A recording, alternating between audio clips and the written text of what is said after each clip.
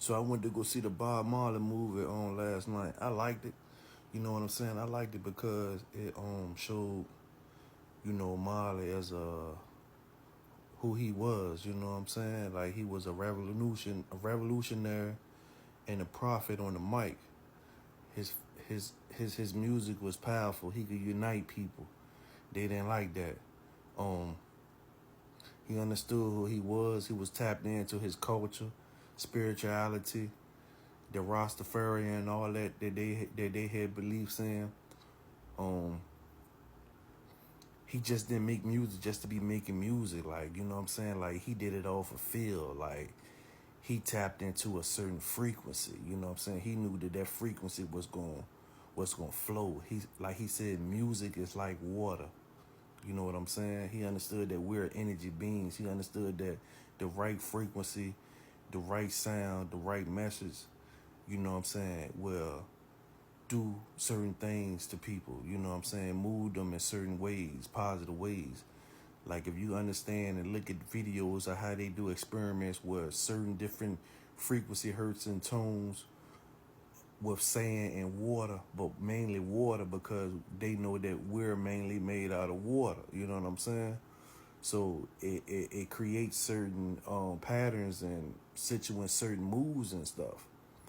But yeah, I liked the movie overall. I heard his kids had played a big part in making sure that they didn't, you know what I'm saying, get off track of how, the narrative of him, you know what I'm saying, how they like to do, they like to exploit us melanated people as, these certain ways, you know what I'm saying, to the rest of the world, negative ways, you know what I'm saying?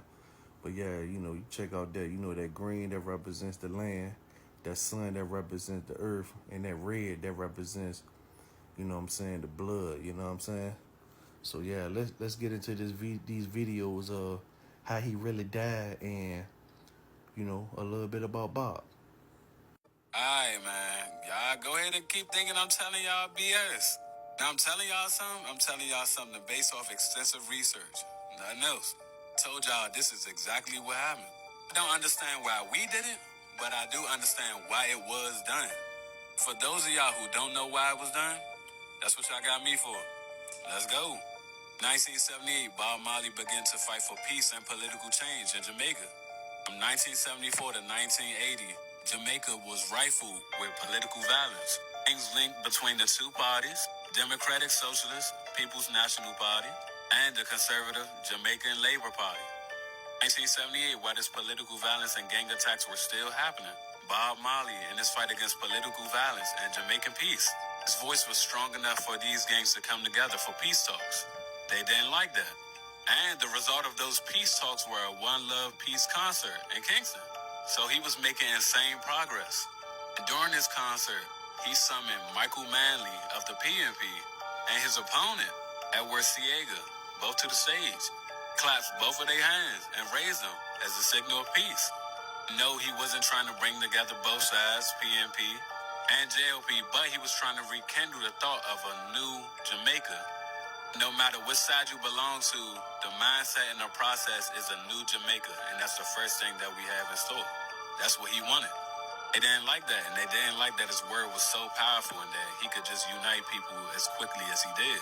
But they did what they had to do. Y'all go ahead and let me know what y'all think in the comments. It honestly blows my mind how nobody's talking about this. The truth about Bob Marley. Bob Marley was a singer back in 1977. For those who don't know, he died in 1977 from a type of cancer in his big toe. But here's when things get crazy. He didn't get cancer from a natural way. An ex-CIA agent actually literally admitted to giving Bob Marley cancer. Here's how the whole story went. A fan approached him at a concert and offered him a pair of boots as a gift. And of course, Bob Marley, being the peaceful man that he was, accepted the gift. And the fan insists that he tried them on, so he put them on, and then he said, "Ouch, my brother!" Because there was a needle inside the boots that pricked his big toe.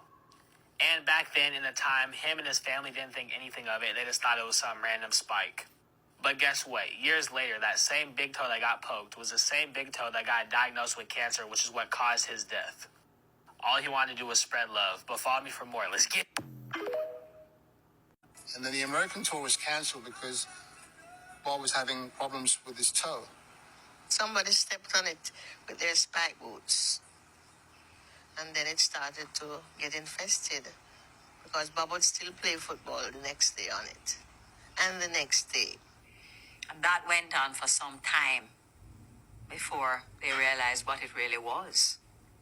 They came up with the definitive diagnosis of melanoma. And they tested it and they found out that that was more like a white person sort of sickness. It wasn't coming from a black source. It was the whiteness in him that allowed it to get this bad. What did they recommend he should do about it? They recommended disarticulation at the hip. In other words, remove the He entire still leg. had the neuromelanin in him. His mom passed down the mitochondrial whole leg gene. off.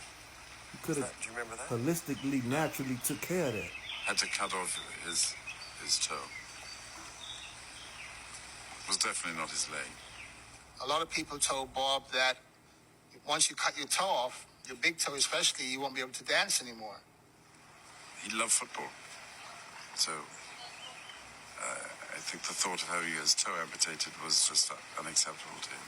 That was So this scary other doctor from looking into who real saw in health. Miami said, no, it's not necessary. You should have You went can to a just take holistic off doctor. a portion Somebody of who it. understands our You don't have to bodies remove and the whole knows toe. our You can bodies. just take off the whole nail bed and, it wouldn't be necessary. He got very bad advice for the people that was around him. Yeah, he did. Man could have still been living, yo. This is Bob Marley's father, Norval Marley. You like when you call him Captain? Yes, but his name is Norval. I met him right there in 9 Mile. And then as a white man in the district, I always ride his horse and things like that. He and my father becomes good friends.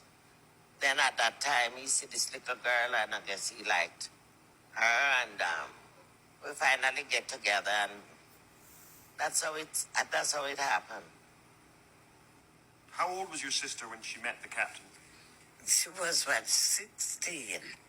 Captain must have She was only 16. In his 60s. Man was in his 60s. So he was an old man. Yes. Part of their nature.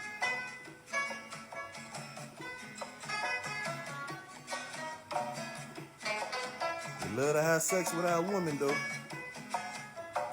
Young children. Young little girl. My name is Peter Marley, and Bob Marley is my second cousin. What did you know about Bob Marley's father? He rode a horse most of the time. He was in the British Army. I think he was stationed somewhere in India in World War II when he got shell shot.